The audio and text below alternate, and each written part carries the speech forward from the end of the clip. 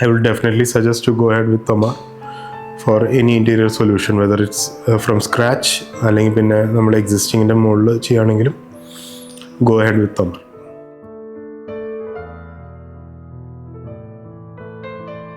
എൻ്റെ പേര് ബിജു, എൻ്റെ വൈഫിൻ്റെ പേര് ഐശ്വര്യ. ഞങ്ങൾ രണ്ടുപേരും EYയിലാണ് വർക്ക് ചെയ്യണേ. മോള് ബൗൺസിലാണ് പഠിക്കുന്നത്.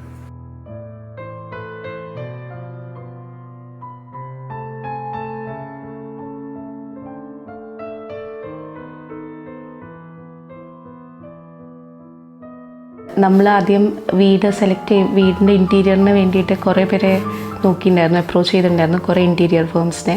പക്ഷെ അവസാനമാണ് തൊമാറിലെത്തിയത്.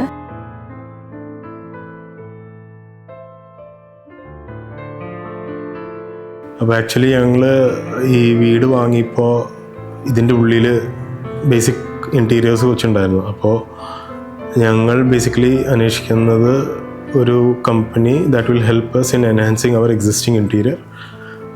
അതായിരുന്നു ബേസിക്കലി. അപ്പോൾ ഞങ്ങളൊരു 3-4 ഇൻറ്റീരിയർ ഫേംസായിട്ട് കണക്ട് ചെയ്തു. അപ്പോൾ ചിലവരുടെ റെസ്പോൺസ് അത്ര നല്ലതായിരുന്നില്ല. പിന്നെ ചിലവർ നമ്മുടെ കുറേയൊക്കെ അവരുടെ ഇൻപുട്ടായിരുന്നു നമ്മുടെ മേത്ത് ചെയ്യാൻ അവർ ഉദ്ദേശിക്കുന്നത്. അപ്പോൾ ഞങ്ങൾ തോമറായിട്ട് കണക്ട് ചെയ്തു. അപ്പോൾ ബേസിക്കലി ഞാൻ ഫ്രണ്ട്സിനോട് ചോദിക്കും, പിന്നെ ഇൻ്റർനെറ്റിൽ നോക്കും.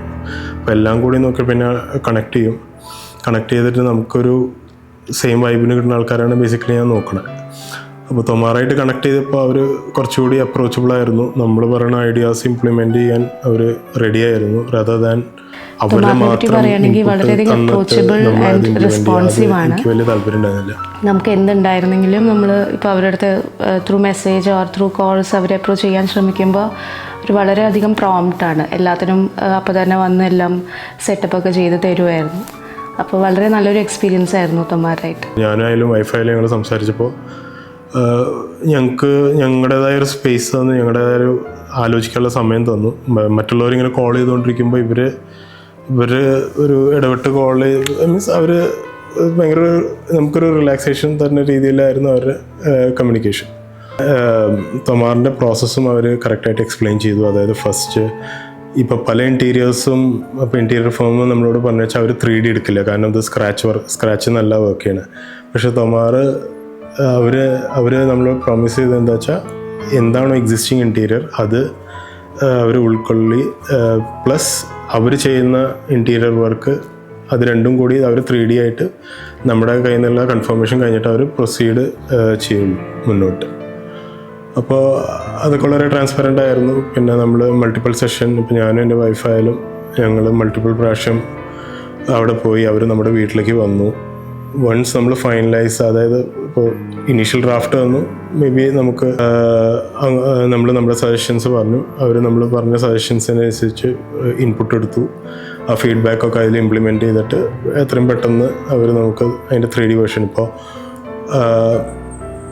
അവർ മൾട്ടിപ്പിൾ റിവിഷന് റെഡി ആയിരുന്നു. അത് ഭയങ്കര ഇമ്പോർട്ടൻ്റ് ആണ്. ഇപ്പോൾ വേറെ പല ഇൻറ്റീരിയർ ഫേംസ് ഒരു റെസ്ട്രിക്ഷൻ നോക്കി, അതായത് 2 മൂന്നാമത്തെ കഴിഞ്ഞിട്ട് അവർ ചാർജ്. ഇവർ അതൊന്നും ചെയ്യേണ്ടായിരുന്നില്ല.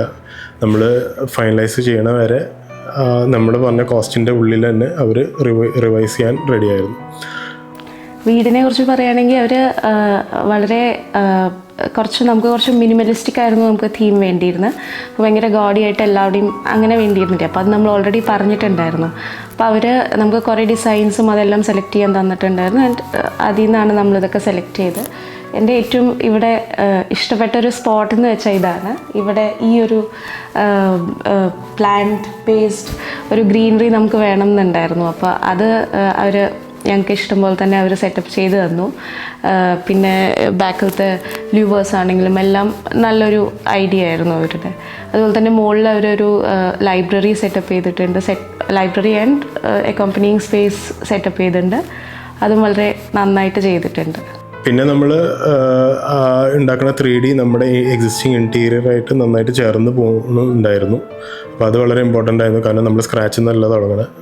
നമ്മൾ പല കാര്യങ്ങൾ ചിലത് എക്സിസ്റ്റ് ചെയ്യുന്നുണ്ടായിരുന്നു, അതിനോടൊപ്പം ചേർന്ന് പോകണമായിരുന്നു.